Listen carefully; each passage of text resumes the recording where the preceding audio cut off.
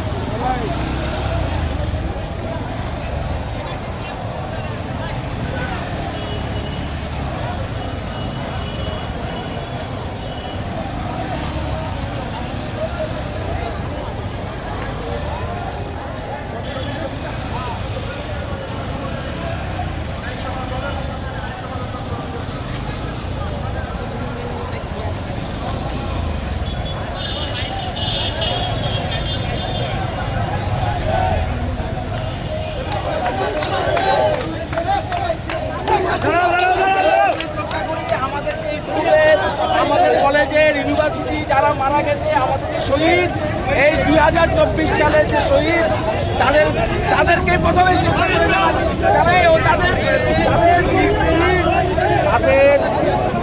আপনার কামনা করি।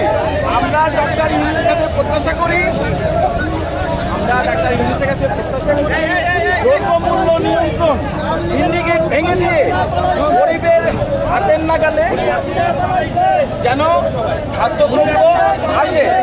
আমার প্রত্যাশা ডাক্তার ইউনিটের কাছে আমি বারবার করে বলবো, আমাদের আবদার, যুব সমাজের আবদার, ছাত্রদের আবদার, দ্রব্যমূল্য নিয়ন্ত্রণ করতে হবে, সিন্ডিকেট ভেঙে দিতে হবে, এটাই আমাদের আবদার। আর সেনাবাহিনীদের কাছে আমাদের প্রত্যাশা হলো আইন শৃঙ্খলা নিয়ন্ত্রণে রাখতে হবে। আর যারা অস্ত্র লুট করেছে তারা ভেঙে ওই অস্ত্র অবিলম্বে অস্ত্র উদ্ধার করতে হবে। আর আগামী 3 মাসের ভিতরে আমরা একটা সুস্থ অবাধ গণতান্ত্রিকভাবে একটা নির্বাচন চাই। নেতৃত্ব অবশ্যই বাংলাদেশের আকাঙ্ক্ষা, বাংলাদেশ 17 কোটি মানুষের প্রাণের স্পন্দন বেগম খালেদা জিয়া ও জনাব তারেক রহমান।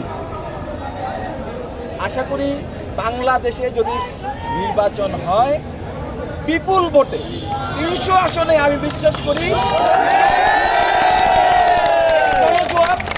বাংলাদেশ জাতীয়তাবাদী দল 17 বছর মাঠে থেকে সাধারণ জনগণের আশা আকাঙ্ক্ষা, শত লক্ষ মানুষের মামলা হামলা জীবনের বিনিময়ে আজকে আমরা, ছাত্রদের আত্মত্যাগের বিনিময়ে আজকে আমরা এখানে এসেছি। ভাবে একটা নির্বাচন চাই অতি দ্রুত 3 মাসের ভিতরে। ডক্টর ইউনূসের কাছে আমাদের যুব সমাজের আবদার 3 মাসের ভিতরে একটা সুস্থ গণতান্ত্রিকভাবে একটা নির্বাচন যেন দিয়ে দেয়।